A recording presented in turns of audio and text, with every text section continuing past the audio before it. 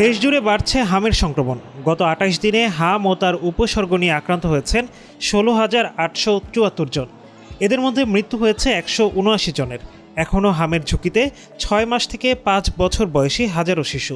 রাতের অন্ধকারে হঠাৎ করে আমাদেরকে দৈত্যের মতো আক্রমণ করে মহাকালী সংক্রামক ব্যাধি হাসপাতালে একটা মৃত্যুকে কেন্দ্র করে রাতের অন্ধকারে মধ্যরাতে আমাদেরকে যেতে হয়েছে। আমাদের যাওয়াটা এত ভীত সন্ত্রস্ত ভাবে হয়েছিল, আল্লাহ বোধহয় আমাদেরকে সেই জ্ঞান দান করেছিল যে we have to fight and lord against this disease.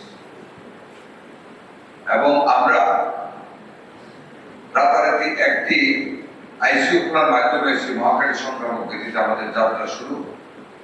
Today আজকের এই দিনে আমি শ্রদ্ধার সাথে কৃতজ্ঞতা জানাবো to all the staffs of UNICEF and World Health Organization and Gavi at last. হামের ঝুঁকি কমাতে দেশজুড়ে টিকাদান কর্মসূচি হাতে নিয়েছে সরকার। এর অংশ হিসেবে ১২ এপ্রিল একযোগে টিকাদান শুরু হয়েছে ঢাকার ২ সিটি কর্পোরেশনে। এর মধ্যে ঢাকা দক্ষিণ সিটি কর্পোরেশনে এই কার্যক্রমের উদ্বোধন করেন স্বাস্থ্যমন্ত্রী সরদার মোহাম্মদ সাখাওয়াত হোসেন।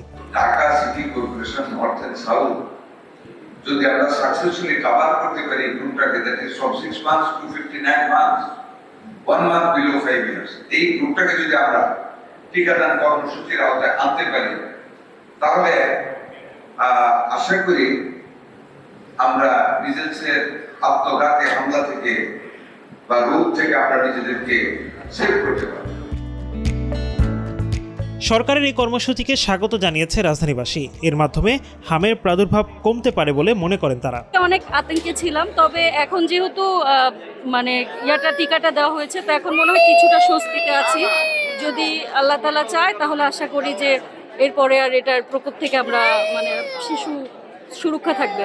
ভালোই আতঙ্কে ছিলাম, সবসময় মনে হইতো যে আসলে কখন কি হয়ে যায় আসলে এটা নিয়ে অনেক আতঙ্কে ছিলাম। এখন যেহেতু হামের টিকাটা দেওয়া হয়েছে তাহলে আশা করি ইনশাল্লাহ বাচ্চা এখন সুস্থ এবং আমরাও খুব নিরাপদ আছি এখন, আলহামদুলিল্লাহ। এখন যেহেতু ক্যাম্পেইন শুরু হয়েছে, হচ্ছে কি আমরা আজকে টিকাটা দিয়ে যাতে এই হামের ব্যাপারটা থেকে আমাদের বাচ্চাকে আমরা রক্ষা করতে পারি।